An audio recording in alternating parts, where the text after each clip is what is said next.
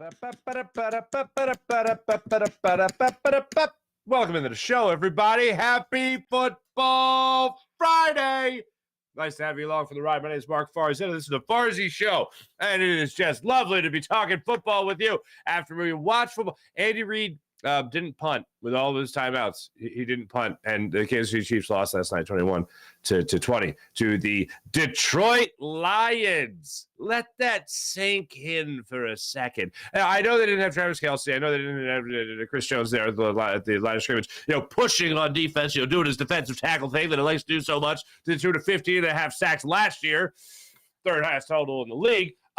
But you should still win that game, especially at home, and they just couldn't do it. They just couldn't do it. It's not an Andy Reid thing for me anymore. People are gonna laugh at Andy Reid today, and people are gonna say, "Why did he punt and all that stuff?" And he had timeouts on. And I'm like, yeah, Andy's won 2 Super Bowls, and he has gone on to win 2 Super Bowls. Hey, look, he could have had more if he would have listened to their fan base in Philadelphia. And no, I'm not saying that tongue-in-cheek. If he would have listened early in his career and got number 1 wide receiver for Donovan McNabb, one that maybe he meshed a little bit better with it, maybe we'll be talking about winning a Super Bowl. But that's just the Eagles just decided not to do that. But anyway, Andy Reid, and if he was better at time management, which is a legitimate thing.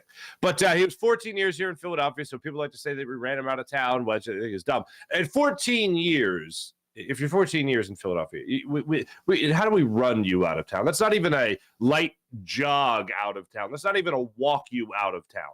That's a Sunday stroll possibly out of town. But anyway, I digress. People are going to look at Andy Reid last night. They're going to laugh. And they're going to say, should have punted. And he should have. But he's got 2 Super Bowls. And do you know that Andy Reid is about to move into sole possession of 4th place on the all-time coaching wins list? Do you realize that? Do you realize that? That's insane. Andy Reid is going to be a top 4 coach of all. He's already top 5. He's going to be a top 4 coach of all time when it comes to winning. Oh, and he's got 2 Super Bowls. And he's been to 4. So that's pretty good, including the one who was with the Eagles, which ironically was against the New England Patriots. How about this? I was just looking at this game, and I was just thinking about where the Eagles have come and where the Patriots have come since their meeting in the Super Bowl, which this will be the 7th season removed from it.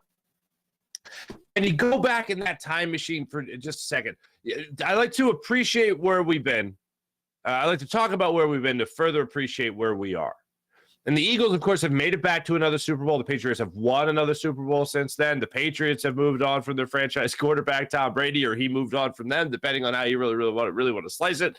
And the Eagles have moved on from what turned out to be fraudulent franchise quarterback era with Carson Wentz. And I understand Carson Wentz didn't play in that Super Bowl, but that was still the Carson Wentz era. That was still, oh wow. Nick Foles played great in this game. It would be hard to find a quarterback that played better than Nick Foles in that game and win like Nick Foles won in that game. But it was still the Carson Wentz era. And now you have turned the page, not only here in Philadelphia, when it's come to the franchise quarterback, quote unquote. You've turned the page, as we covered so well last year, with your head coach. Different head coach, different quarterback, and now different franchise era of quarterback when you talk about Jalen Hurts. It is incredible to look back. Like, you can look at the Patriots and say, all right, well, they brought in Mac Jones. This is year 3 of Mac Jones. They have yet to win an opener with Mac Jones as their quarterback. But it's still very much the Mac Jones era there in New England, undisputed at this point.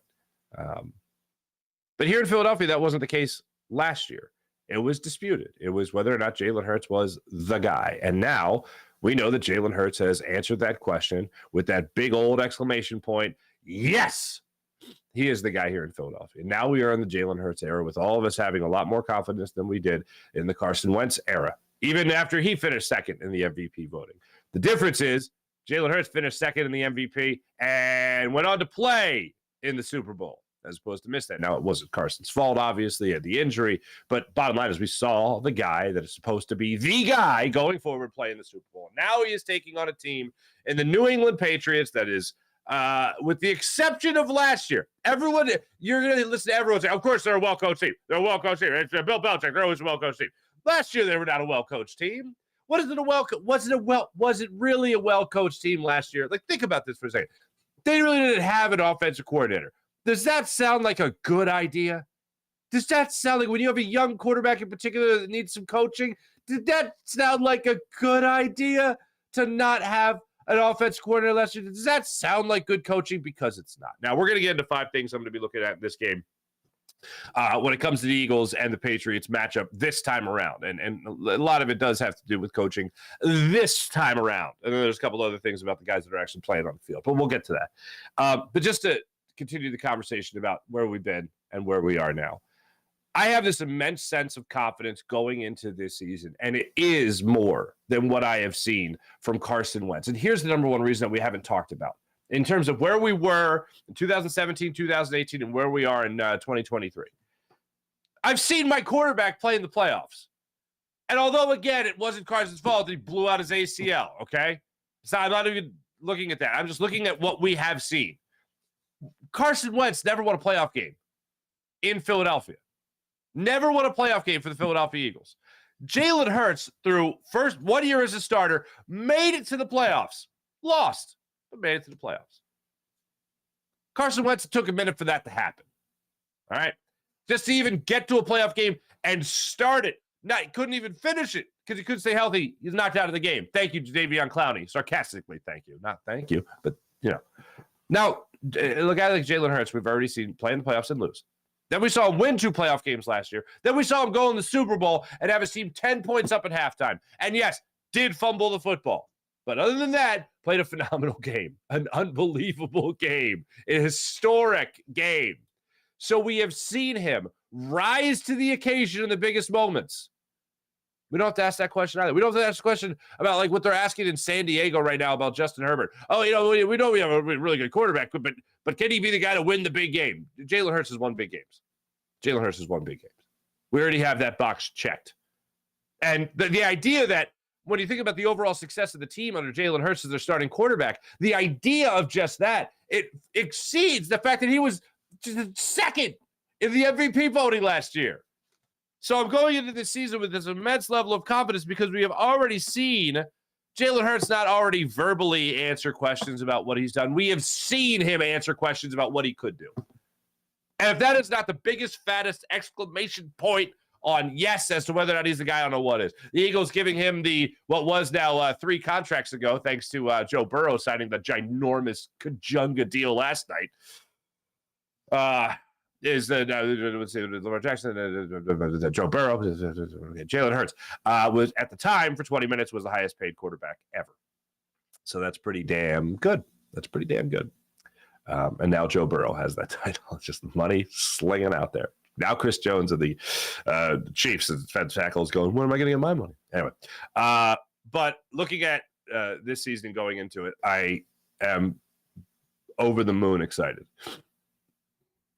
To tie things into the Andy Reid era, I'm looking at last night, and I'm looking and watching Andy Reid and all that, and I'm thinking, the last time I was this confident in sustained success in Philadelphia was when Donovan was here. And obviously, Donovan never won the big game, won a ton of playoff games, as we all know, and whatever. Andy Reid, the same thing. We really wondered whether that he had what it took to win the big game in Philadelphia. But I have this confidence in Nick Sirianni, in Jalen Hurts, and Howie Roseman that this team is going to take care of business. This isn't going to be a 2005 type season where, oh, man, you can't do anything right, and you were riddled with injuries, and there were off-the-field drama with T.O. being told to shut up, and Donovan had a sports hernia. And it does not have that feel at all. It doesn't have it at all. Now, going into the 2005 season, which is really the only thing we can compare this to. Going into the 2005 season, I and a lot of us, not just me, but a lot of us, had this little fear of this is going to blow up. It's like, oh, you traded CEO. It's going to be great. And then it was kind of like a very similar to, but not exactly like, but similar to a James Harden situation where you're excited to get a talented player like that. You're like, give me a lot of baggage. And then sure enough, baggage. Just unloading it off the Eagles plane at Philly International. Big bag by big bag. And that turned out to be a very big worry going into the 2005 season with T.O. I don't have any bad vibes about this team. There's huge red flags going into the 05 season. T.O. being upset, Donovan and T.O. not being on the same page, and all that. There's a lot of red flags going into that. And then Ike Reese just had to start that fight at the 50-yard line in Atlanta following that 2005 season. I don't have any worry about that. This team, their leadership, for whatever reason, has meshed 1,000 times better than that leadership that we saw in 2005. This Jason Kelsey, Fletcher Cox, Brandon Graham, Lane Johnson type of leadership, and of course Jalen Hurts type leadership, and in terms of guys that were there before and now we're in this situation where they have won and lost, this is something special. And to get into my list here of 5 things that I'm looking at in this game that could negatively affect the Eagles, the number 5, the first thing, when it comes to the Eagles and this idea of a Super Bowl hangover, I know other teams have gone through this. I know the Eagles went through it in 2005. I do not look at this Eagles team and think of them at all unstable. And really, I think that's what it comes down to.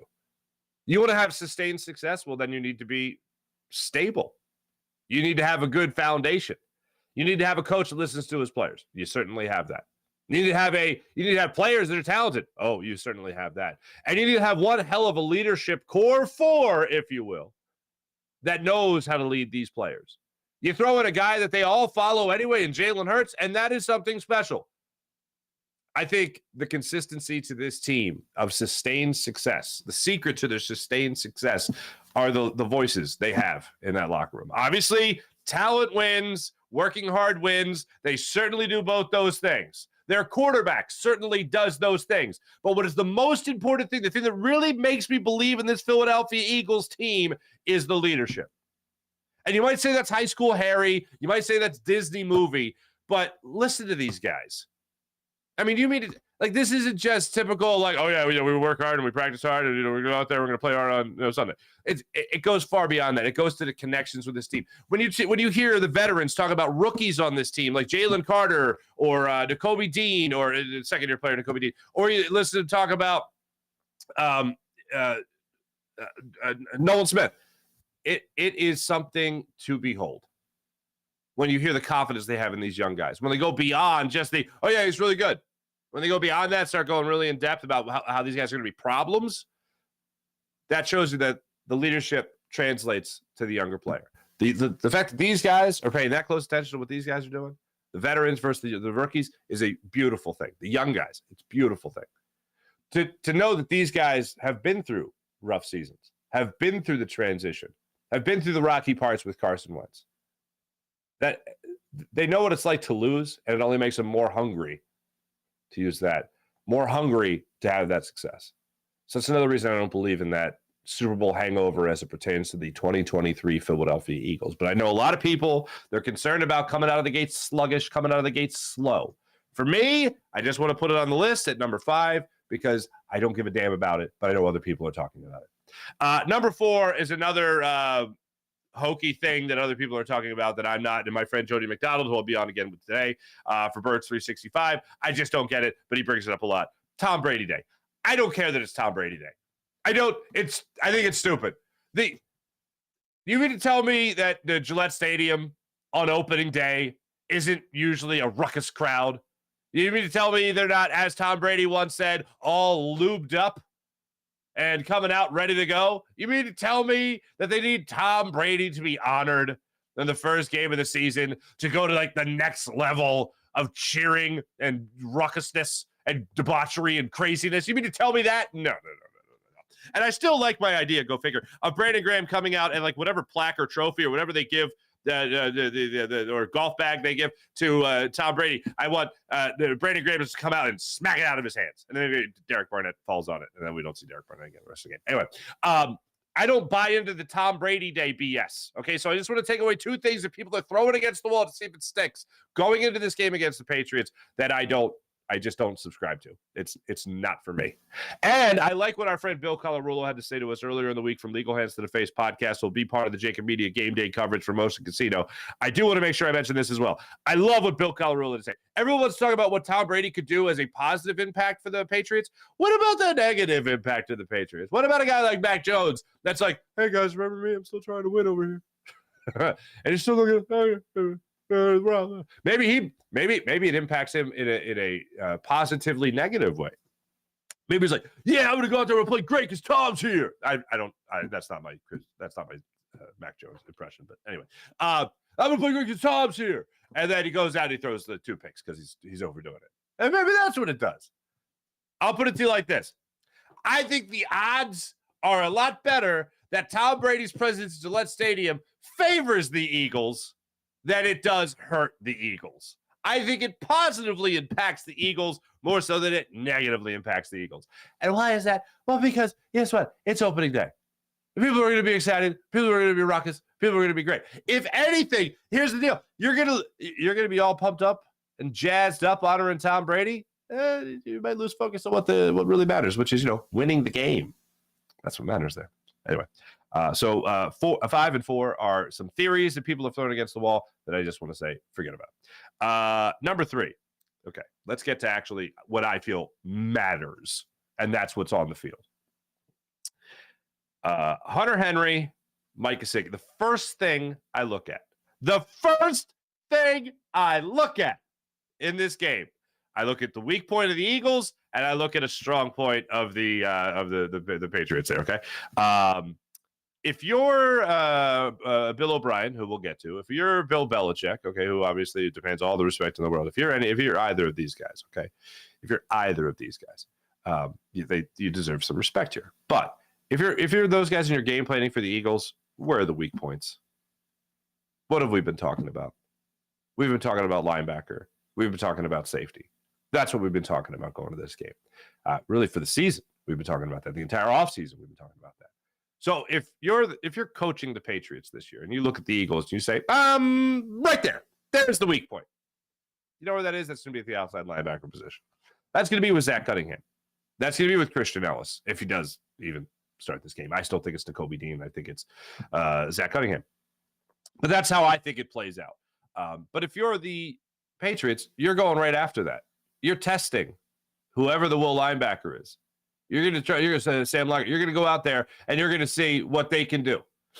And you're going to test them as early and often as possible by having a guy like Hunter Henry. Now they've added Mike Gesicki, who was a good tight end in Miami. You're going to have these guys out there as your tight ends, and you're going to be testing the linebackers as soon and as often as humanly possible in this game. You're going to be going with that test. So the first thing I look at is number 1, Hunter Henry, number 2, Mike Gesicki, and then I look at the linebacker position of the Philadelphia Eagles, most notably Christian Ellis, most notably above that, Zach Cunningham. So that's what I'm going to be looking at for the first matchup on the field that could give the Eagles some problems. Number 2, after that, I'm staying with the linebacker position. Right after that, I'm going with Nakobe Dean against Stevenson. That's what I'm looking at. Ramondre Stevenson has the ability to run between the tackles, has the ability to bounce outside. But if you're the Patriots and you're looking at the Eagles, you're going to go from the outside linebacker position to the inside linebacker position. You know that guy only has 34 snaps to his name. So I think this is going to be a very basic game for the New England Patriots offense.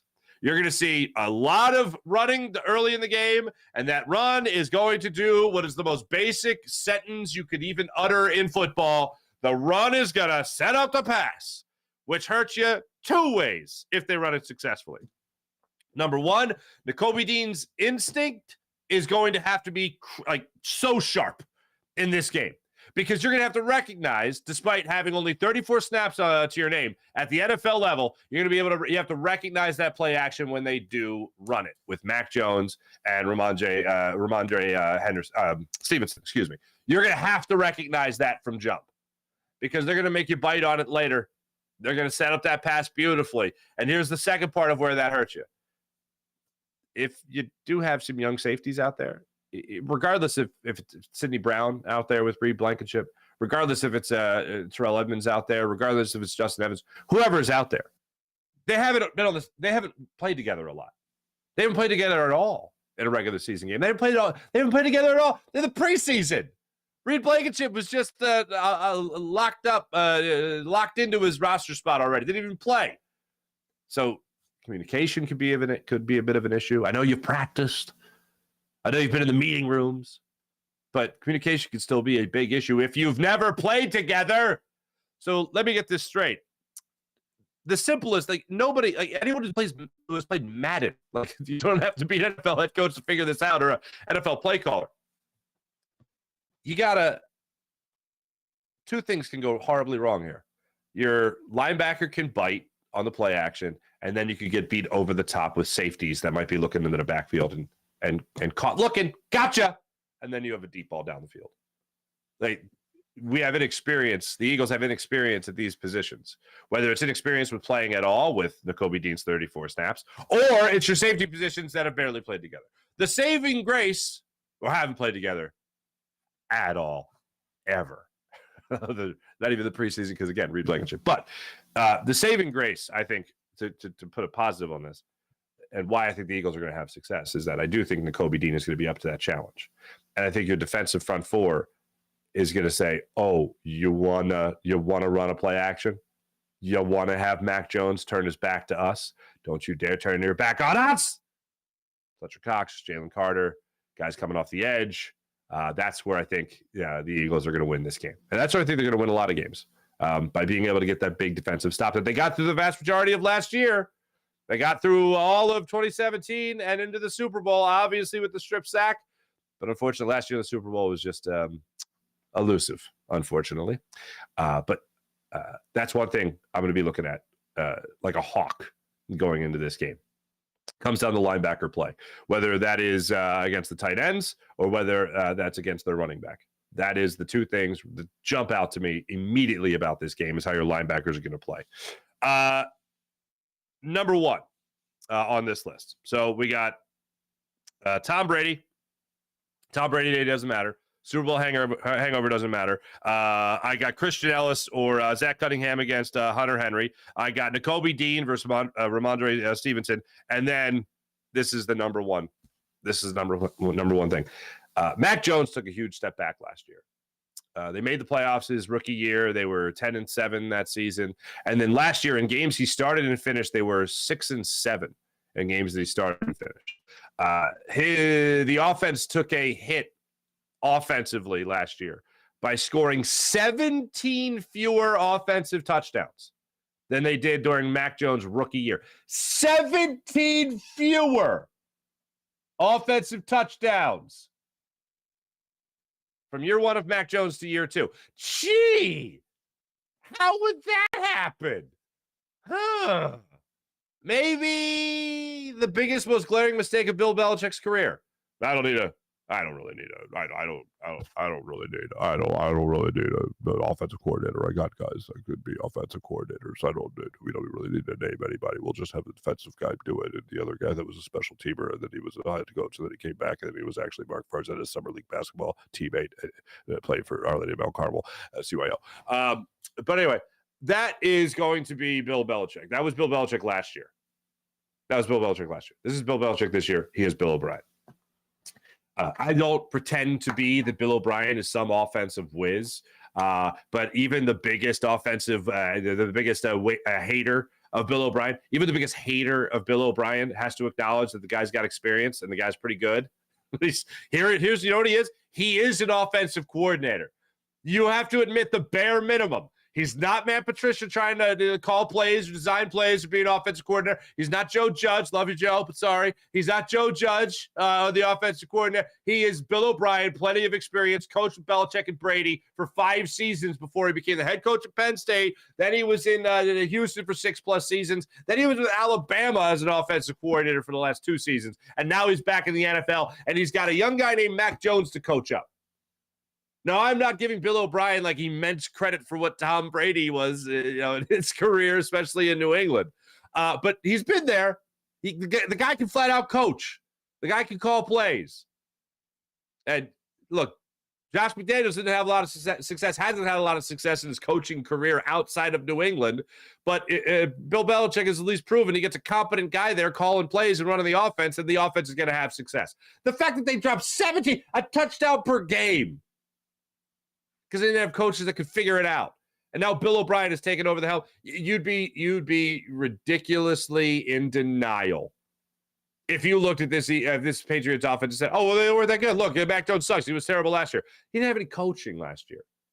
And for all the people that want to just rave about Bill Belichick, you're a freaking Bill Belichick coach team. It's going to be a well-coached team. Not last year. Not last year. That was not good. So, number one on my list, I've said all offseason, my biggest concern going into the year are the new the new coordinators. Brian Johnson, it's a question, but I don't think it's huge. I think it's going to come down to the fact that you have an MVP caliber quarterback, 2 Pro Bowl caliber wide receivers. You have, I believe, a Pro Bowl caliber tight end. You have a backfield full of running backs that can just run. And it comes to Kenny Gainwell. It comes to Rashad Penny if he stays healthy.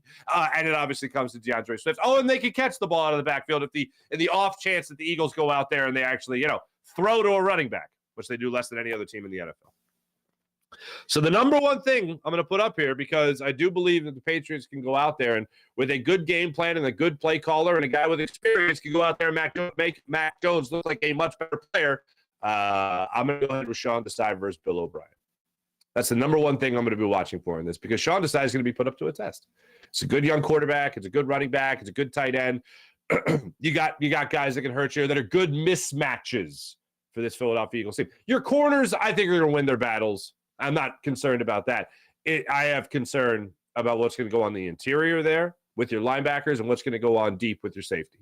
Not necessarily Reed Blankenship, but yes, the communication between Reed Blankenship and whoever's next to him. But Sean Desai has to have the guys ready for this. He is still a young quarterback in Mac Jones. You can still force him into mistakes. Sometimes you don't need to, but you can't let him get comfortable either, because I think he'll be comfortable enough in the Bill O'Brien offensive scheme that will coach to his strengths. I think he will be kept off balance, and I want him to be kept off balance in this, but if you just let him sit back there and do his thing, he's going to build confidence through the entire game, and he's accurate enough a quarterback. He's good enough a quarterback where he won't make that mistake. You can't let him get into that groove. So I know when you're racking your brain, you're looking at the idea that Mac Jones is 0-2 when he started out. Well, one year he didn't even have an offensive coordinator, and that was the first year.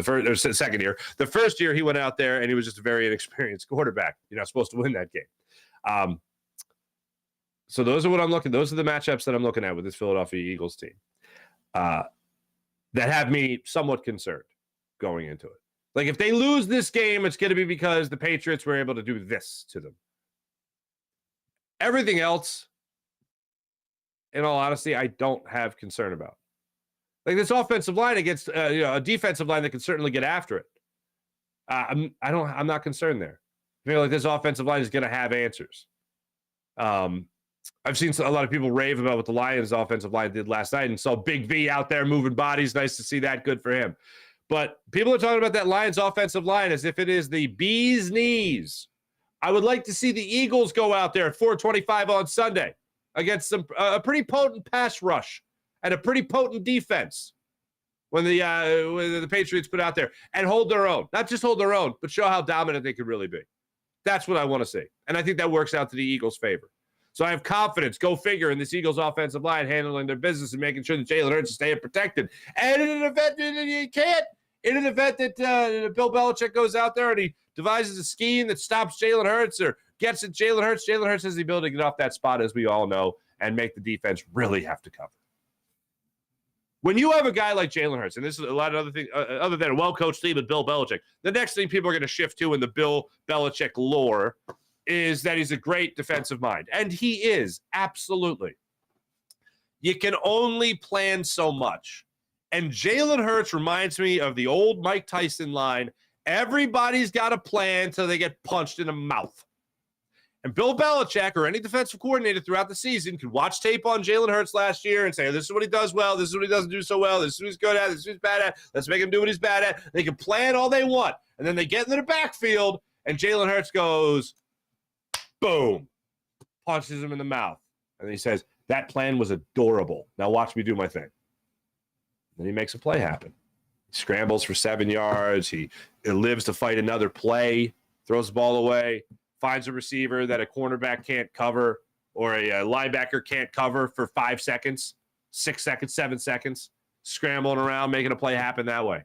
Oh, yeah. You took away all my reads and all my options, but I'm going to go first down. That's what's so exciting about Jalen Hurts and his ability. That's why when people talk about his running ability, I'm happy with his running ability. I love his running ability. I told you yesterday the specific thing that I'd like to see less of from Jalen Hurts when it comes to the running ability, and that's just on a first and goal from the half-yard line. Maybe not have your quarterback do that first tush push. Maybe hand the ball to a running back and he tries it, and then you can maybe try to get it. One less hit Jalen Hurts has to take. One less opportunity for somebody coming over the top and hit him and hurt him, and no thanks. That's one thing. But everything else, keep it coming, man.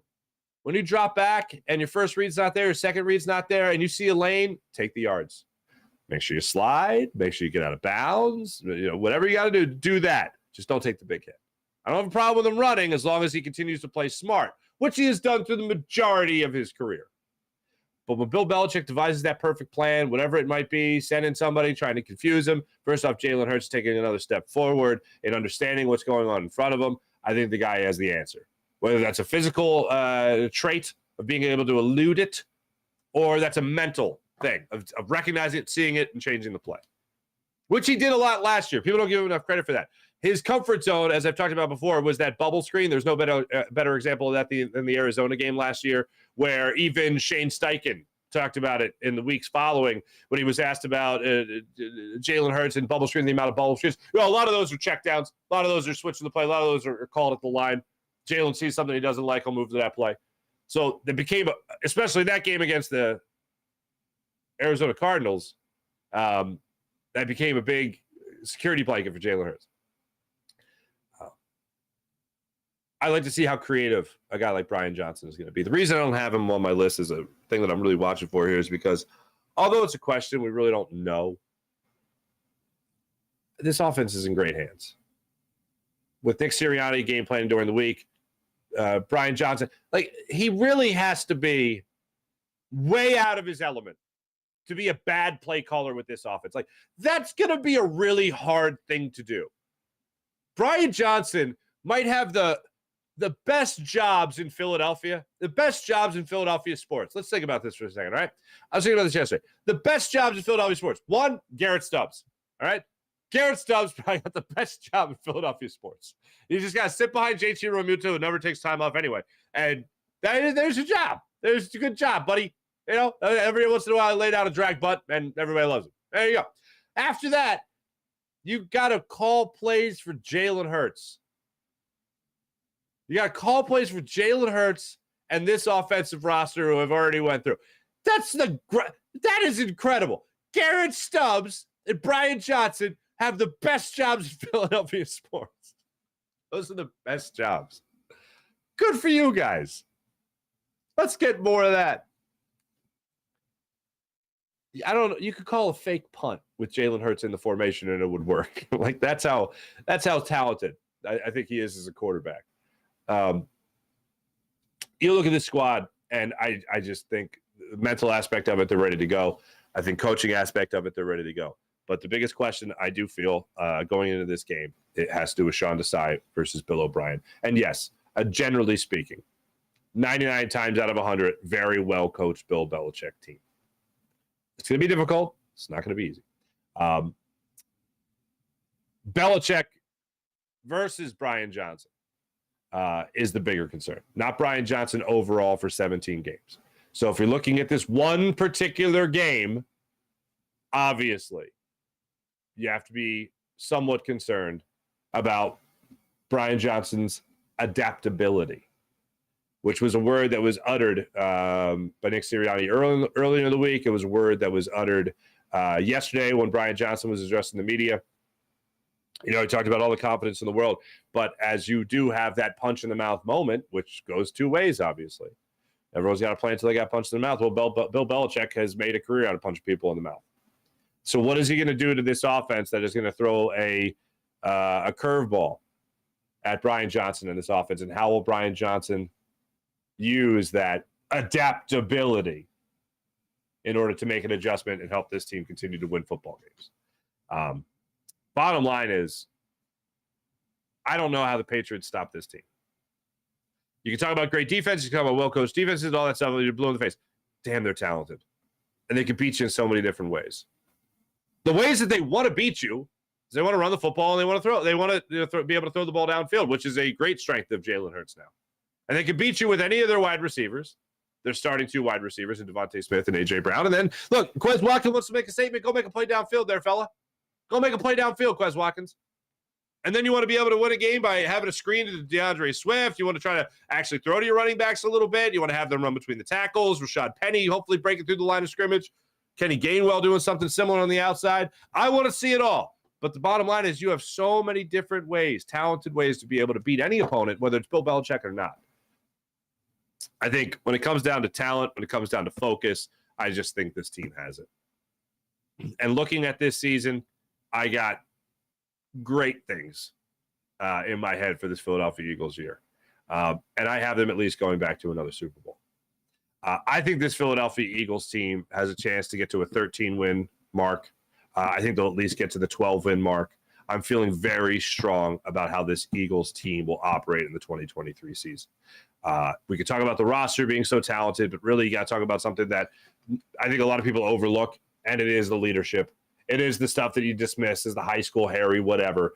But I just have so much confidence in the leadership of this team that they're not just leaders that just talk. They go out there and they do it. And if I have to talk about the most excited things I'm really looking forward to about Sunday at 4:25 against the Patriots, the number one thing I'm excited for is Jalen Carter. It is listening, as I've talked about a couple of times, listening to the veterans talk about Jalen Carter, listening to people around the league continue to utter the phrase, how did the league allow the Eagles and Howie Roseman to get Jalen Carter in this draft? How did they allow him to get Nolan Smith in this draft? How did they allow him to get both these guys? Oh, that gets my blood going in a very good way. I can't wait to see how it's all used. I can't wait to see how it's all utilized by the Philadelphia Eagles in this game, and I can't wait to see how Jalen Carter does trying to break through the line of scrimmage. Other than that, yeah, I'm excited to see Nolan Smith. I'm excited to see Hassan Reddick again. I want to see what Jordan Davis does in the upcoming season here. But I am of the concerns. I look at the linebacker position. I look at the safety position. How ready are they going to be for the test that's going to be in front of them today? Or Sunday, excuse me, against the Patriots. All in all, my final score for Sunday, 4:25 at New England. After we're all done with the Tom Brady, Tom pom-poms, Philadelphia Eagles will defeat the New England Patriots by a score of 27-21. That's how I see it shaking out, with the Eagles, by the way, being the -4 road favorites. Holy Stromboli. 27-21. That's how I think this shakes out for the Eagles, getting a victory in New England. Before I get to the chat check, ladies and gentlemen, let me tell you about a new friend of the Farzy Show. How about our friends at MyBookie? As a bettor, you know what? You demand perfection, and MyBookie delivers. NFL, college football, brand new cash out system give you options to bet and to win all season long. First two legs, you hit your parlay, cash out early and place another bet, or let it ride for a chance for the bigger payday. Join MyBookie family. Join the MyBookie family, as I have, for an entire season filled with daily odds boosts, same day parlay, same game parlay, and super contests. You don't miss out on this with MyBookie. This season, MyBookie has no strings attached. Cash bonus lets you deposit and withdraw quick You know what you got to do, though? Use promo code FARZI, of course, on a deposit of $50 or more, and you can receive up to $200 in cash instantly to your MyBookie account. That's promo code FARZI. Bet your deposit amount once, and you're ready to withdraw anytime. Again, that's promo code FARZI to claim your cash deposit bonus, $200. You can bet anything, anytime, anywhere, only with MyBookie. So make sure you find people. Check out MyBookie. No strings attached, cash bonus up to $200 when you use promo code FARZI.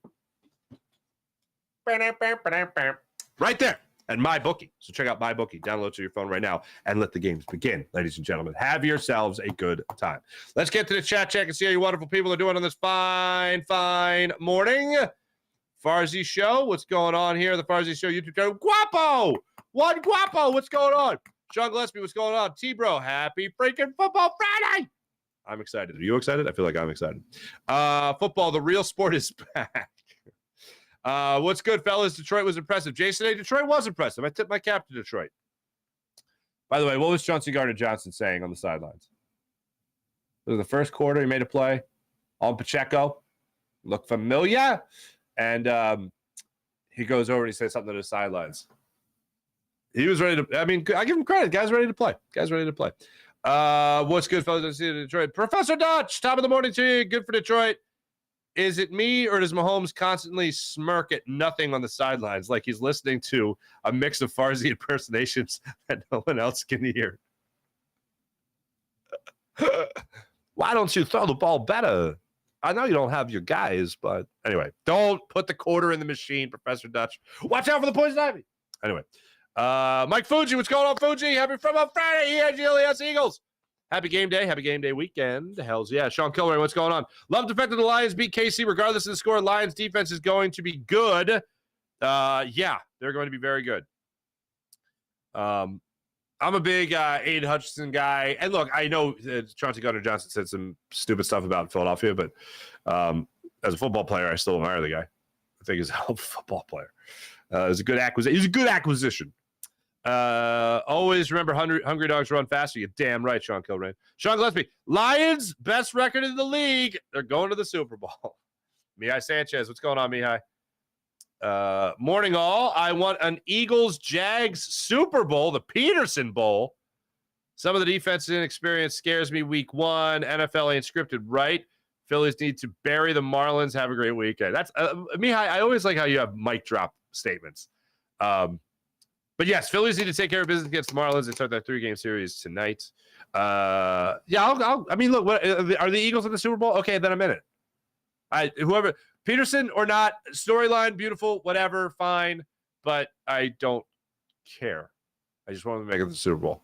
Yeah, I say just ring the bell, fly, Eagles, fly. Professor Dutch, nothing would be better for me in Philly sports vibes entering the Birds' first game than the Phillies sweep of the fence. Yeah. Even Topper is way more animated than Belichick, and that's hard to do. That's a great point. He is 1,000 times more animated. So happy for Sunday, says Jay Stay. John Cheeseborough! John Cheeseburger, you sandbagging SOB. How you been? Farzi, good morning, Farzi Society. I have returned. Welcome back. Football season, baby. April. Hello, April. IBH, what's going on? Hopefully an occasional blitz. Oh, you're going to get blitzing. You're going to look, again, I got to clarify by saying it's not going to be Jim Johnson. It's not going to be Buddy Ryan. It's going to be, here's what you're going to see. I would say a lot more, maybe once a game, maybe more than what Jonathan Gann did. Middle linebacker, up the middle blitz. TJ Edwards, never. Couldn't do it. Not fast enough. Not quick enough. N'Kobe Dean, fast enough, quick enough, instinctual enough. You're going to see it. John Cheesebro. Good Lord, you are coming back with vengeance. Bring on Sunday. I'm ready, says April. Absolutely. Easy Farzi, you snooze, you lose. I love the fact that we drafted Jerome Brown 2.0 and Professor Dutch. Professor Smith, excuse me. Yes, you're right, Sean Cullen. John Cheesebro, bring on Belichick. That mystique of New England is gone. They hadn't been right since Brady left. I concur. Also, Andy Reid got cute with his play calling and time management. Ghost came back to haunt Andy. Farzi, let's get some Gabe Kapler analysis for the Thursday opener. Well, I just think they're going to be presenting beautifully against the Marlins. Thank you very much. Appreciate you. Don't see, put the quarter in the impression machine. You put the quarter in the impression machine. All right, what's going on over here at the JAKIB Media YouTube channel? What's going on?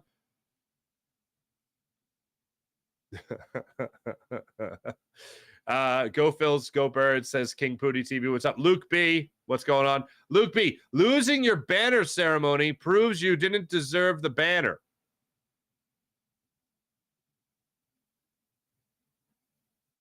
Huh? Wildebeest Davenport, what's going on? Jonathan Gannon cost us the Super Bowl. I got you. Rob Thompson, it was Trotter? No. Are you talking about the fight? You're talking Rob Thompson. You're talking about the fight in Atlanta. Trotter got into the fight. Ike restarted the fight. I have way too many sources who were in the skirmish that told me exactly what happened. And admission by Ike Reese. Admission. He's talked about it. He danced. He went on the other side of the field. You don't go on the other side of the field. He went on the other side of the field. And, there's some problems there. And they're all still best friends. Everyone still loves each other. But, yes, Trotter was involved. Ike started it. That is a statement of fact. Unknown. Known unknown. I don't know. But nice to see you. Thanks, everybody. You guys are fantastic, as per usual. I'm really excited about this Philadelphia Eagles season. I know you're excited about this Philadelphia Eagles season. I'm so excited, in fact, that I'm about to go on Fox 29 and talk about it over there at Fox 29. And then I'm about to hop on at 9 o'clock with Jody McDonald for Birds 365 right here on the JAKIB Media YouTube channel. So I'll be back with you guys at 9 o'clock today and talk more Eagles. Paul Dalmowich, I know, will be joining the show. I think at 9:20. I think he's the 9:20 guest. Not sure. Anyway, be back with you guys then. Until then, have a great next 2 hours. And I'll be back with you guys. Jim Hyde, producer program, did a wonderful job. I'll also be on the JAKIB Media YouTube channel tonight for Fightin's postgame show, recapping hopefully what will be a Game 1 victory for the Philadelphia Phillies over the Miami Marlins. See you guys then. Have a great day if I don't see you till Sunday when I'll be doing the game day pregame coverage with all the great people here at JAKIB Media. See you guys then. Bye.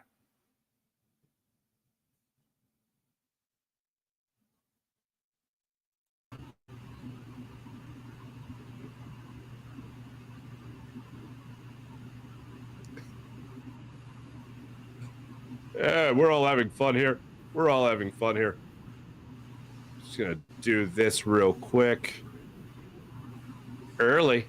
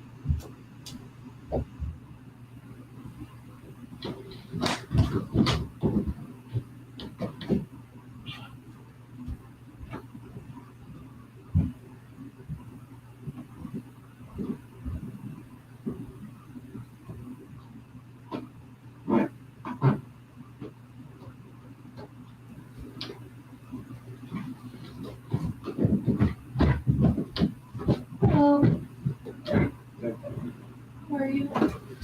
All right, there